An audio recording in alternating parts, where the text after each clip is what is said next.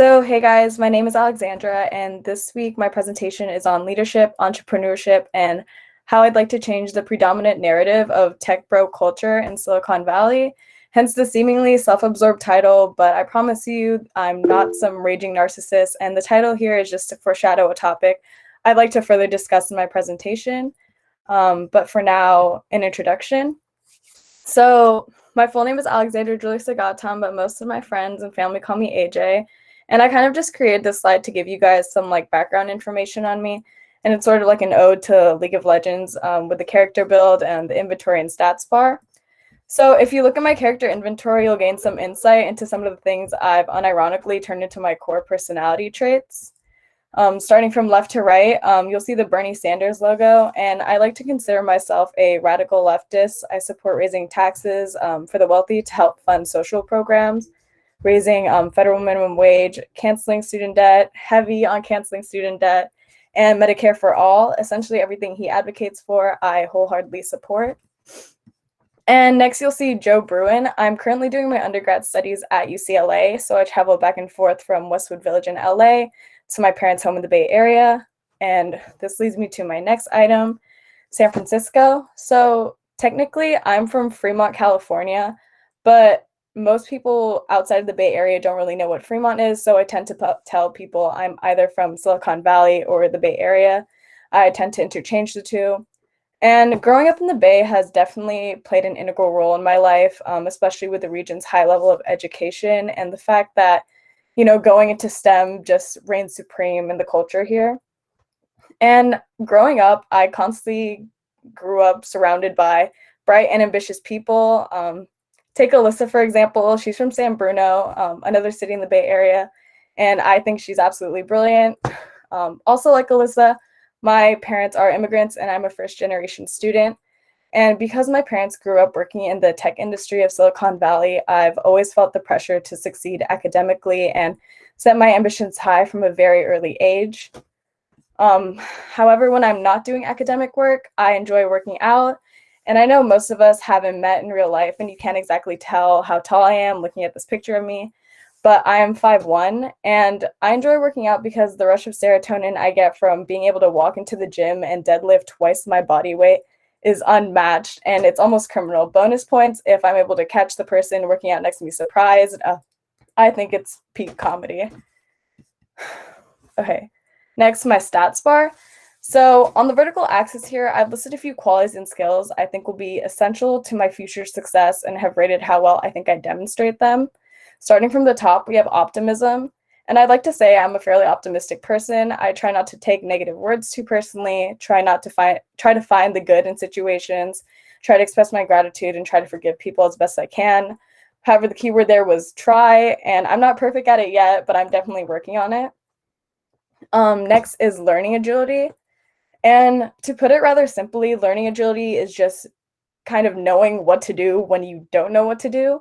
And it's the ability and willingness to learn from experience and then apply that learning to perform successfully in new situations. And I rated my agility, learning agility at about a 50 because I think it's something that also comes with age, and I'm relatively young. I'm 19. And I think as I gain more experience and knowledge throughout life, I'll definitely improve my ratings. Next, I have coding skills. As the demands for jobs that require coding skills increase, I continue to feel the consequences of not taking high school AP Comp Sci more seriously. If I could give my freshman self advice on anything, I think it would be to invest more time in learning how to code. And despite being a STEM major, I'd consider my coding skills to be subpar.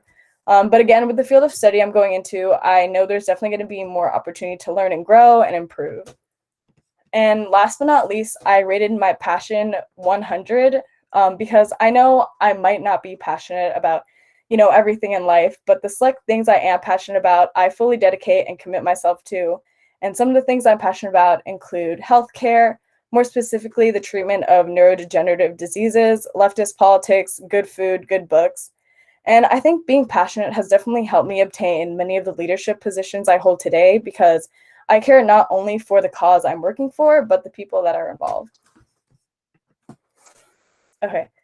And one last thing before getting into the leadership roles I hold and the lessons I've learned from them, I thought I'd just briefly mention my major. As I said, I'm doing my undergrad studies at UCLA, and I'm a cognitive science major. I initially applied as a human biology major with the intentions of following the pre-med track, but I recently switched my major with a new game plan in mind, and the game plan is what I'd like to present towards the end of this presentation. Okay, so leadership, roles, and lessons. I've also included one of my favorite quotes about leadership here. It's hard to lead a cavalry charge if you think you look funny on a horse. And I know this sounds kind of silly, but it makes a lot of sense if you really think about it. If you're not confident in yourself and your appearance and your actions, how could you expect to lead another group to be confident in you? And it's just a quote I use sometimes in times of self-doubt, and I thought I'd share it with you guys. Okay. So my first leadership experience wasn't something I necessarily applied for, let alone wanted. I think all my oldest siblings know how stressful it can be to be a role model for your younger siblings, especially when your parents are immigrants and they're learning to assimilate to American culture. You're sort of like a guinea pig for everything, from things like parenting strategies to the college application process. And being the firstborn, you sort of feel this responsibility to set an example for your younger siblings because not only do you love them, but you're looking out for their best interests. So a few lessons I've learned from growing up as the eldest include learning the importance of setting an example, the power of influence, and doing what I expect of others. And although this is I've learned this all from home, it applies to work and academic settings as well. Okay. Next, I am a public relations project manager for the National STEM Honor Society. In its broadest sense, I think PMs are mainly responsible for planning, organizing, and directing specific projects for an organization from inception to completion, all the while also ensuring these projects are on time, on budget, and within scope. And working as a PM, I've developed strong communication and team building skills and learned to be more decisive. And being decisive is something I used to really struggle with. I've acquired and fostered these skills through specific tasks, such as managing and overseeing productions of blogs and webinars, scheduling weekly team meetings and events, and delegating tasks to individuals with the well-suited skills.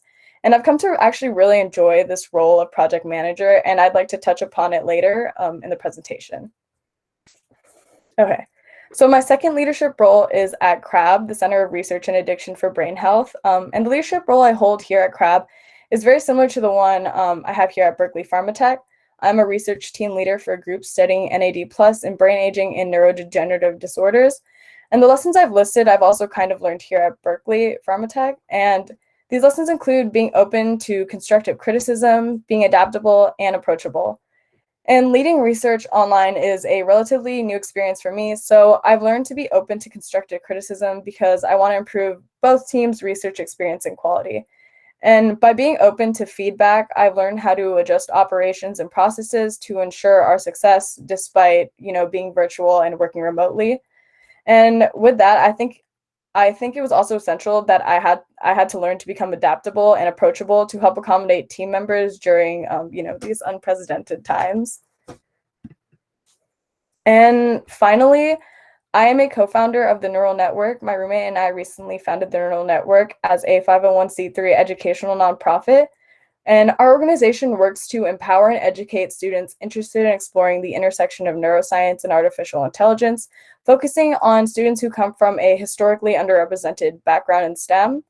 And we allow students to connect with respective industry professionals, ranging from neurosurgeons to founding members of a virtual reality startup, and other students with similar interests. And we do this through e-shadowing, guest speakers, and weekly events such as hackathons and debates. And this project has definitely taught me the most significant lessons of being a leader, including innovation, initiative, and resilience. Innovation and initiative in leadership is the ability to inspire productive actions in not only yourself, but in others during times of uncertainty, ambiguity, and risk. It's necessary that we had both of these qualities to develop what we think will be a truly transformative service. And finally, I think resilience is the most crucial quality a leader can have. Resilient leaders have the ability to sustain energy level under pressure, cope with change, and learn to adapt, and most importantly, bounce back from setbacks. There are plenty of times we wanted to forget the idea, simply because filing a 1023 IRS form is time consuming and it's complicated, or my roommate and I were told our service was far too niche for a considerable audience, yet we pursued creating the neural network. And after launching our operations last month, I think we have about 50 members and 600 followers on Instagram. And we are currently working on presenting our project to a service leadership symposium this upcoming May. Okay, so on to part 2 of my presentation, entrepreneurship. But before getting into that, I'd like to address the comment I made about the predominant narrative of here in Silicon Valley, tech bro culture.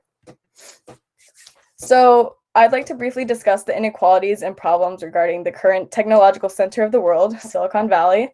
And Silicon Valley is notoriously known for this subculture known as tech bro culture. And while it doesn't have an exact definition yet, it's instantly recognizable and generally spoken about with a negative tinge. And while you guys browse over these eye-catching statistics, I'd like to give you this comparison to kind of explain it.